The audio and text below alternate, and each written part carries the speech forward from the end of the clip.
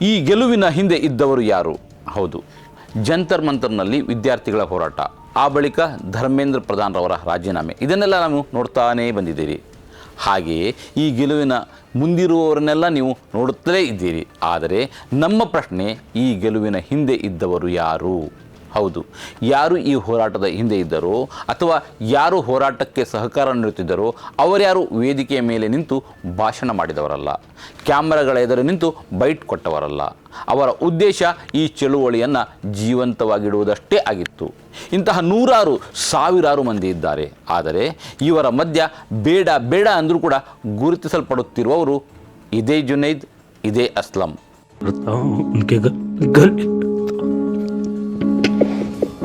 अरे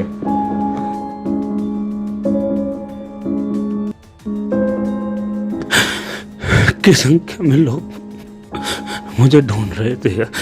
जीत के अंतिम क्षणों में मैं उनके साथ सम्मिलित नहीं हो पाया किसी कारणवश।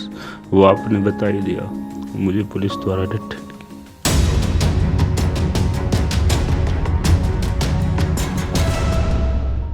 ಅಸ್ಲಂ ಭಾಯ್ ಹೋರಾಟದ ಸ್ಥಳದಲ್ಲಿ ನೀರು ಸರಬರಾಜು ಮಾಡ್ತಾಯಿದ್ರು ಮತ್ತು ಜುನೈದ್ ಭಾಯ್ ಆಹಾರ ವಿತರಣೆ ಮಾಡ್ತಾಯಿದ್ರು. ಇದಕ್ಕಾಗಿ ಇವರು ಪ್ರಚಾರ ಬಯಸಿದವರಲ್ಲ, ಆದರೆ ವ್ಯವಸ್ಥೆಯ ದುಷ್ಟತನದಿಂದಾಗಿ ಇವರು ಈಗ ಪ್ರಚಾರದಲ್ಲಿ ಇರುವಂತೆ ಆಗಿದೆ. ಹೋರಾಟದ ಸ್ಥಳದಲ್ಲಿ ಔಷಧ ಮತ್ತು ವೈದ್ಯಕೀಯ ಸಾಮಗ್ರಿಗಳನ್ನು ಸಂಗ್ರಹಿಸಿ ಇಟ್ಟವರು ಇದ್ದರು. ಪ್ರತಿಭಟನಾ ಸ್ಥಳವನ್ನು ಸ್ವಚ್ಛವಾಗಿ ಇಡಲಿಕ್ಕೆ ಸ್ವಯಂ ಸೇವಕರು ಇದ್ದರು. ಅವರು ಕಸ ಗುಡಿಸ್ತಾ ಇದ್ರು, ಕಸ ಹೆಕ್ತಾ ಇದ್ರು. ಆದರೆ ಪ್ರತಿಭಟನಾ ಸ್ಥಳದಲ್ಲಿ ಕುಳಿತುಕೊಳ್ಳಲಿಕ್ಕೆ, ಮಲಗಲಿಕ್ಕೆ ಮ್ಯಾಟ್ ಮತ್ತಿತರ ವಸ್ತುಗಳನ್ನು ಒದಗಿಸುವವರು ಅಲ್ಲಿದ್ದರು. ಅಲ್ಲಿದ್ದವರ ಆರೋಗ್ಯ ತಪಾಸಣೆಗೆ ವೈದ್ಯರು ಸ್ವಯಂ ಸೇವಕರಾಗಿ ಬಂದಿದ್ದರು. ಹೀಗೆ ಸ್ವಯಂ ಸೇವಕರಾಗಿ ಬಂದ ವೈದ್ಯರು ಲಾಠಿ ಏಟು ತಿಂದ ಪ್ರಕರಣಗಳೂ ಇದ್ದಾವೆ. ಪ್ರತಿಭಟನಾ ಸ್ಥಳದಲ್ಲಿ ಭದ್ರತೆ ಮತ್ತು ಶಾಂತಿಯನ್ನು ಕಾಪಾಡಲಿಕ್ಕೆ ಸೆಕ್ಯೂರಿಟಿ ಗಾರ್ಡ್ಗಳಂತೆ ಕೆಲಸ ಮಾಡುವವರು ಕೂಡ ಅಲ್ಲಿ ಇದ್ದರು. ಉಚಿತ ಊಟದ ವ್ಯವಸ್ಥೆಗಾಗಿ ಸಿಖ್ ಸಮುದಾಯದವರು ಅಲ್ಲಿ ಅಡುಗೆ ಮನೆಯನ್ನೇ ಸಿದ್ಧಪಡಿಸಿದ್ದರು.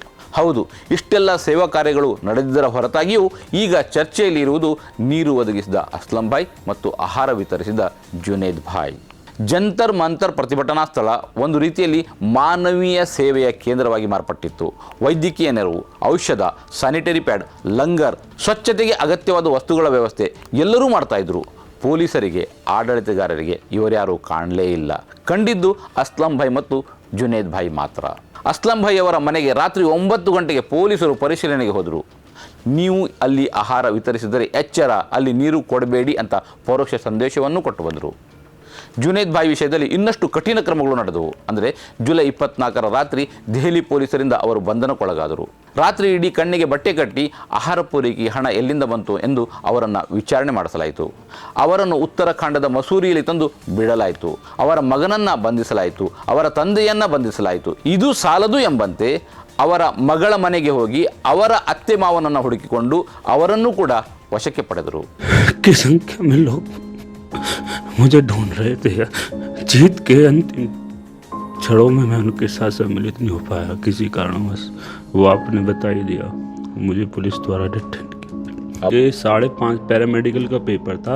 5.5 लाख रुपए में पेपर बेचा जा रहा। जैसे ही हम बाहर निकले, 50-60 मीटर ही जाने पाया था ऑटो, तो तुरंत से उन्होंने हमको, मैं पहले समझा कोई असामाजिक तत्व है, शायद हमको पीटना चाहता है। वो बोले कि डरिए मत, हम दिल्ली पुलिस से हैं। हम देख नहीं पाए उनको, उनके चेहरे नहीं देख पाए, उनकी गाड़ी का नंबर नहीं देख पाए। जब हमें ले गए तो एक सफ़ेद कलर की शायद स्कॉर्पियो थी। क्वेश्चन किए कुछ के ये सब कैसे चल रहा है, फंड कहाँ से आ रहा है, कैसे इतना काम कर पा रहे हो। पूछा किसी से, भाई हम कहाँ पर हैं? कहने लगे तो मसूरी उत्तराखंड है। 2-3 दिन पहले मेरे पापा को शाम के टाइम 5 बजे के आसपास वो खाना खा रहे थे, तो खाना खाते हुए उनको लेकर गए। किसी को खाना खिलाना और पानी भोजन देना, ये संविधान की कौन सी धारा में या कहाँ पे है? ये सब चीज़ें गलत हैं, आप ये सब नहीं कर सकते। हम तो देश के हित के लिए खड़े थे, छात्रों के हित के लिए खड़े थे कि उनको न्याय मिलना चाहिए। हम किसी राजनीतिक उद्देश्य के लिए वहाँ पर नहीं गए थे। कोई मतलब एक अच्छा ऐसा आंदोलन हो रहा है जो देश के हित में है और शिक्षा के हित में है। अब अगर ये सब करना अपराध है तो मैं तो ये अपराध एक बार नहीं 1000 बार करूँगा। ಜಂತರ್ ಮಂತರ್ನಲ್ಲಿ ಸೇವಾ ಕಾರ್ಯದಲ್ಲಿ ಎಲ್ಲ ಜಾತಿ ಸಮುದಾಯ ವರ್ಗ ಮತ್ತು ಎಲ್ಲ ಪ್ರದೇಶಗಳ ಜನರೂ ಕೂಡ ಇದ್ದರು. ದುರದೃಷ್ಟವಶಾತ್ ಪೊಲೀಸರ ಕಣ್ಣಿಗೆ ಬಿದ್ದದ್ದು, ಆಡಳಿತಗಾರರ ಕಣ್ಣಿಗೆ ಬಿದ್ದದ್ದು ಅಸ್ಲಂ ಭಾಯ್ ಮತ್ತು ಜುನೈದ್ ಭಾಯ್ ಮಾತ್ರ. ಈ ಅಸ್ಲಂ ಭಾಯ್ ಮತ್ತು ಜುನೈದ್ ಭಾಯ್ ಅವರನ್ನು ನೋಡಿಕೊಂಡೇ ಈ ಪ್ರತಾಪ್ ಸಿಂಗ್ ಎಂಬ ಮಾಜಿ ಪತ್ರಕರ್ತ, ಮಾಜಿ ಸಂಸದ, ಮುಲ್ಲಾಗಳು ಅಲ್ಲಿ ಬಿರಿಯಾನಿ ಸರಬರಾಜು ಮಾಡ್ತಾ ಇದ್ದಾರೆ ಅಂತ ಹೇಳಿದ್ದು. 3 ಅಕ್ಷರ ಬಾರದ ಮುಲ್ಲಾಗಳಿಗೆ ಯಾಕೆ ಬೇಕು ನೀಟ್ ವಿಷಯ ಅಂತ ಸಿ.ಟಿ. ರವಿ ಪ್ರಶ್ನೆ ಮಾಡಿದ್ದು ಕೂಡ ಇದೇ ಕಾರಣಕ್ಕೆ. ಧರ್ಮೇಂದ್ರ ಪ್ರಧಾನ್ ರಾಜೀನಾಮೆ ಕೊಡ್ಬೇಕಂತೆ. ನಾನು ನಿಮ್ಮನ್ನು ಕೇಳಕ್ ಬಯಸ್ತೇನೆ, ನಿನ್ನ ಎದೆ ಸೀಳಿದ್ರೆ 3 ಅಕ್ಷರ ನಿಮ್ಮ ಎದೆ ಒಳಗಡೆ ಇಲ್ಲ, ನೀನು ನೀಟ್ ಬಗ್ಗೆ ಮಾತಾಡ್ತೀಯ? ಸಿಜೆಪಿ ಅವರಿಗೆ ಅಲ್ಲಿ ಹೋಗಿ ನೋಡಿ, ಅಲ್ಲಿ ಕೂತ್ಕೊಂಡಿರೋರಿಗೆ ನಮ್ಮ ಮುಲ್ಲಾಗಳೆಲ್ಲ ಬಂದು ಬಿರಿಯಾನಿ ತಿನ್ನಿಸ್ತಾರೆ, ಇವರಿಗೆ ತಿನ್ನಕನ್ನ ಎಲ್ಲ ಬಿರಿಯಾನಿ ತಂದು ತಿನ್ನಿಸ್ತಾ ಇದ್ದಾರೆ. ಈ ಹೋರಾಟದಲ್ಲಿ ಮುಸ್ಲಿಮರಿಗೆ ಆದ್ಯತೆ ನೀಡಲಾಗಿಲ್ಲ, ಮುಸ್ಲಿಂ ವಿದ್ಯಾರ್ಥಿ ನಾಯಕತ್ವವನ್ನು ಪರಿಗಣಿಸಲಾಗಿಲ್ಲ ಎಂಬ ಆರೋಪ ಆರಂಭದಲ್ಲೇ ಕೇಳಿಬಂದಿತ್ತು. ಮುಸ್ಲಿಮರು ಇಲ್ಲದೇ ಹೋರಾಟಗಾರರನ್ನ ವಿದೇಶಿ ಏಜೆಂಟರು, ದೇಶದ್ರೋಹಿಗಳು ಎಂದೆಲ್ಲ ಹೇಳಿಯಾಗಿದೆ. ಇನ್ನು ನೇರ ಭಾಗಿತ್ವ ಇದ್ದಿದ್ದರೆ 2 ರೂಪಾಯಿಯ IT ಸೆಲ್ನ ಪ್ರೊಪಗೆಂಡಾ ಹೇಗಿರ್ತಿತ್ತು ಅಂತ ಊಹಿಸಿ. ಇಂತಹ ಪ್ರಶ್ನೆಗೆ ಹೋರಾಟಗಾರ್ತಿ ನೇಹಾ ಉತ್ತರಿಸಿದ್ದಾರೆ. ನಮ್ಮ ಮೇಲೆ ಸುಳ್ಳು ಆರೋಪ ಮಾಡ್ತಾ ಇದ್ದಾರೆ ಅಂದಾದರೆ ಈ ಹಿಂದೆ ಯಾರ ಮೇಲೆ ಭಯೋತ್ಪಾದಕರು, ದೇಶದ್ರೋಹಿಗಳು ಅಂತಿದ್ರೋ ಅದೆಲ್ಲವೂ ಸುಳ್ಳು ಅಂತ ಈಗ ಸಾಬೀತಾಗ್ತಾ ಇದೆ ಅಂತ ಮಾರ್ಮಿಕ ಉತ್ತರವನ್ನು ನೇಹಾರವರು ಕೊಟ್ಟಿದ್ದಾರೆ. ಅದೇನೇ ಇರಲಿ, ಜಂತರ್ ಮಂತರ್ ಹೋರಾಟಕ್ಕೆ ಗೆಲುವು ಸಿಕ್ಕಿದೆ. ಆದರೆ ಈ ಹೋರಾಟದ ಬಲಿಪಶುಗಳಾದವರು ಈ ಜುನೈದ್ ಭಾಯ್ ಮತ್ತು ಅಸ್ಲಂ ಭಾಯ್. ಇನ್ನೊಂದು ಪ್ರಶ್ನೆ ಬಾಕಿ ಇದೆ. ಪ್ರತಿಭಟನೆಯ ಯಶಸ್ಸಿನ ಖುಷಿಯಲ್ಲಿ ಪಾರ್ಟಿ ಮಾಡುತ್ತಿರುವ ಸಿಜೆಪಿ ನಾಯಕರಾದ ಅಭಿಜಿತ್ ದಿಪ್ಕೆ, ಸೌರವ್ ದಾಸ್ ಮತ್ತು ಅಶುತೋಷ್ ರಂಕಾ ಸೇರಿದಂತೆ ಯಾರೂ ಕೂಡ ಈ ಜುನೈದ್ ಭಾಯ್ ಮತ್ತು ಅಸ್ಲಂ ಭಾಯ್ ಅವರ ಯೋಗಕ್ಷೇಮ ವಿಚಾರಿಸಲು ಮುಂದೆ ಬರಲೇ ಇಲ್ಲ.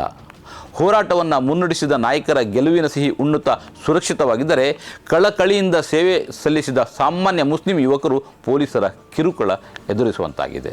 ಇದು ವ್ಯವಸ್ಥೆಯ ದುರದೃಷ್ಟ. ಈ ಕಾರ್ಯಕ್ರಮದ ಪ್ರಾಯೋಜಕರು Gadiyar group of companies, specialised in piling and shoring, engineering consultancy, fire fighting, steel structures, real estate. Office SIT Tower, Silicon Oasis, Dubai, UAE.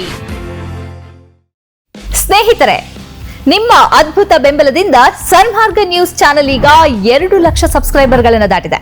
ಇದು ನಮ್ಮ ಯಶಸ್ಸಲ್ಲ, ಇದು ನಿಮ್ಮ ಯಶಸ್ಸು. ನಮ್ಮ ಮುಂದಿನ ಗುರಿ 4 ಲಕ್ಷ. ಇದು ಕಷ್ಟವಲ್ಲ. ನೀವು ಮಾಡಬೇಕಾದದ್ದು ಸಿಂಪಲ್. ನೀವು ಸನ್ಮಾರ್ಗ ನ್ಯೂಸ್ ಚಾನೆಲ್ ವಿಡಿಯೋವನ್ನ ನಿಮ್ಮ ಸ್ನೇಹಿತರಿಗೆ, ಕುಟುಂಬದವರೊಂದಿಗೆ ಹಂಚಿಕೊಳ್ಳಿ ಮತ್ತು ಅವರಲ್ಲೂ ಸಬ್ಸ್ಕ್ರೈಬ್ ಮಾಡಲು ಹೇಳಿ. ನೀವು ಶಕ್ತಿಯನ್ನು ಕೊಡಿ, ನಾವು ನಿಖರ ಸುದ್ದಿ ಕೊಡ್ತೇವೆ. ಧನ್ಯವಾದಗಳು.